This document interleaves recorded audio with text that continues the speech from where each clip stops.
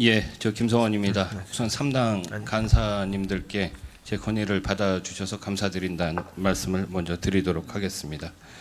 자, 기재부 차관님, 김영준 차관님, 예. 그 내년도 예산을 올해보다 9.7% 올린 470조 원 규모로 이렇게 하셨네요.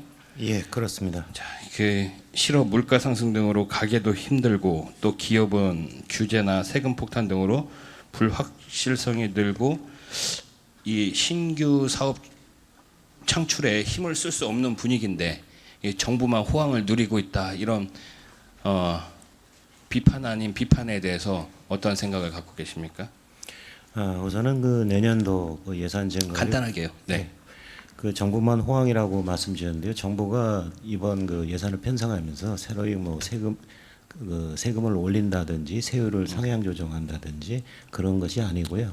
추가 세수가 많아갖고 재정 확대 정책을 쓰신 거잖아요. 추가 세수라기보다는 내년도에 그 자연스러운 세수를 예, 그 확대가. 고려해서 편성했습니다. 그 뭐 기재부 차관님 잘 아실 건데 이 재정 확대 정책이 지금 현재는 또 그렇게 할 수밖에 없는 상황이긴 하지만은 이게 미래에 큰 부담으로 돌아올 수 있을 가능성도 크지 않습니까?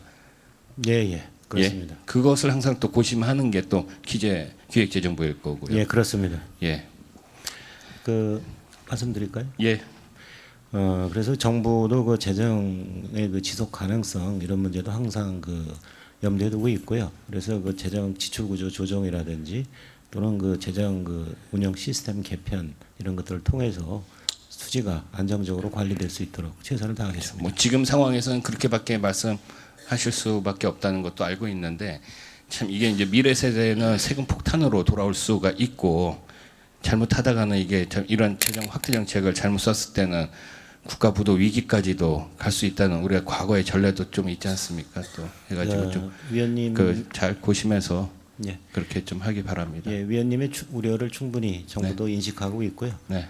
또 그래서 국민들께서 안심할 수 있도록 재정 수지나 그 적자를 안정적으로 관리해 나갈 수 있도록 최선을 다하겠습니다. 예. 그리고 차관님 계속해서 하나만 더요. 통계청장의 전격적인 경질에 대해서는 개인적으로 좀 어떻게 생각하세요? 어떤 느낌이 드십니까? 제가 그 개인적인 그 입장을 예. 좀 말씀드리는 것이 이 자리에서는 좀 적절치 않다고 생각합니다. 예. 뭐 연말 되면은 지금보다 좀 나아질 거라고 생각을 하시는 거죠? 경제가. 그 부총리께서도 말씀하셨지만은 예. 특히 그 다른 부분보다도 전반적인 경제 그 성장률이라든지 경제 성장이라든지 또 수출이라든지 이런 또 그런 부분들은 견조하게 그래도 유지되고 있지만은 뭐 가장 우려되는 게 이제 고용 쪽인데 그렇죠. 예. 고용 문제 같은 경우에 그 구조적인 요인이 있어가지고 그렇게 쉽게 지금 보면 이제 그렇지 않습니까? 경제가 나아진다는 통계가 연말에 발표가 돼도요. 우리 국민들 잘 안 믿을 것 같아요. 이게 우리가 지금 어떤 뭐 고용 지표나 이런 단순한 숫자를 가지고 얘기하는 것이 아니라 어떤 추세 있지 않습니까? 이게 지금 어떻게 보면은 거의 장기 불황의 늪으로 들어가는 그런 추세이기 때문에 모든 의원들이 그렇게 지적을 하고 이것에 대해서 정말 한마음 한뜻으로 좀 벗어나 볼 수 있는 그런 대안들을 지금 말씀하시는 거 아니겠습니까? 더군다나 국민들은 실제 피부로 체감할 수 있는 그런 부분들에 대해서 이렇게 좀 어렵다, 살기 힘들다 이렇게 외치고 있는데 자꾸 이 정부는 또 청와대와 정부는 자꾸 보고 싶은 부분만 보고 이렇게 좀 합리화 시킨다는 그런 느낌들을 지울 수가 없기 때문에 이게 점점 어떤 신뢰를 잃어가는 것이 아닌가 하는 그런 우려가 있습니다. 예, 알겠습니다. 자, 조금 있다가요. 통일부 장관님. 저기 제3차 남북 정상회담 9월 달에 열립니까? 예, 일단 그렇게 준비를 하고 있습니다. 열릴 가능성하고 안 열릴 가능성이 한 어느 정도 됩니까? 지금 상황으로 봐서는 글쎄요, 지금 뭐 가능성을 가지고 얘기할 상황은 아닌 것 같고요. 뭐 가능성이 높으니까 뭐 문재인 대통령께서 지난번 여야 원내대표 회담 때 국회도 같이 갔으면 좋겠다 이런 말씀하신 거 아니겠어요? 예, 뭐 그런 측면으로 설명드릴 수도 있겠습니다. 예, 변수는 뭐가 있다고 생각하세요, 장관님께서는? 여러 가지 사항들이 있습니다. 지금 북한과 미국 관계도 있고 네, 또 북한 그래서요. 스스로에 갖고 있는 여러 가지 일정들이 있을 수도 있고 여러 가지 폼페이오의 4차 방북이 무산된 것에 대한 영향은 있을 거라고 생각하세요? 없을 거라고 판단하세요? 글쎄요, 그것이 영향은 있을 거라고 생각됩니다만 앞에 다른 의원님 질문에도 답변을 드렸습니다만 폼페이오 국무장관 방북이 성사가 안 됐기 때문에 더 네. 남북 정상회담을 예정대로 9월달에 갖는 것이 더 필요한 측면이 예. 커진 측면도 있다 이렇게 보고 있습니다. 폼페이오 그 방북이 무산된 이유는 뭐라고 판단하고 계십니까, 장관님께서는? 이미 아까 역시 그 의원님들 질문에 외교장관님께서 또 답변도 하셨습니다만 일단 뭐 북한과 미국 간에 그 협상을 조율해 나가는 과정에 있어서 결국 이제 김영철의 예, 차이가 서신 있었던 때문 것 아니겠습니까? 같습니다. 예. 다시 미사일과 핵 개발을 할 수 있다라고 하는 그런 요지에 그런 편지가 좀 주된 요인인 것 같은데요. 좀 다른 얘기요. 대통령께서 국회도 같이 갔으면 좋겠다. 국회의장이 만약에 방북을 하게 된다면요. 북한 측에 우리 국회의장 문희상 국회의장의 카운트 파트너는 김영남이 맞습니까? 최태복이 맞습니까? 김영남은 최고인민위원회 상임위원회 위원장이고 북한의 최태복은 구조가 좀 특이하기 의장인데. 때문에 네. 그거를 북쪽에서 어떻게 또 나름대로 네. 대응해 나올까 하는 걸 저희가 지켜봐야 되겠습니다. 우리 쪽 입장은 누가 카운터 파트너가 되는 게 맞다고 그 보세요? 가능성 쪽으로 보자면 최태복 의장 쪽이 더 높지 않을까 이렇게 일단 실권은 저희가 그때 김영남이 쥐고 있는 거 아니겠습니까? 상임위원장으로서 어떤 예. 뭐 북한을 대표하는 뭐 여러 가지 그 권한을 갖고 있습니다만 북한의 최고인민회 상임위원회 의장은 최태복 의장으로 이렇게 돼 있기 때문에 그런 네. 측면을 북측이 고려하지 않을까 이렇게 생각이 됩니다. 네, 알겠습니다. 다음 강경화 외교부 장관님이요. 지금 예. 그 오전에도 제가 이제 답변하신 것을 좀 듣긴 했는데요. 네.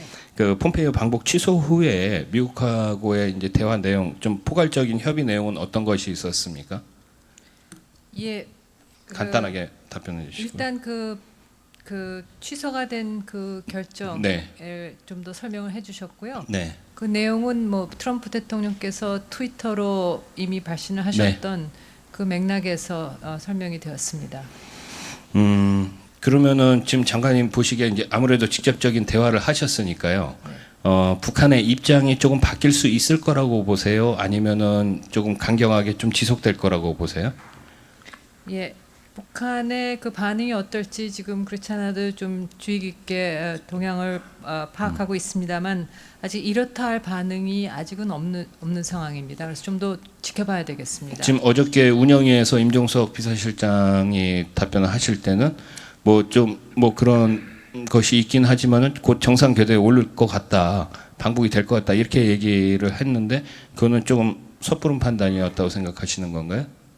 뭐 섣불다기보다도 이제 모든 그런 그 유동적인 상황이기 때문에 뭐 꼭 이렇다하게 예단을 할 수는 없는 상황인 것 같습니다. 자, 지금 미북 관계에서 사실 지금 좀 강대강으로 좀 대치가 되고 있는 상황으로 가지 않습니까?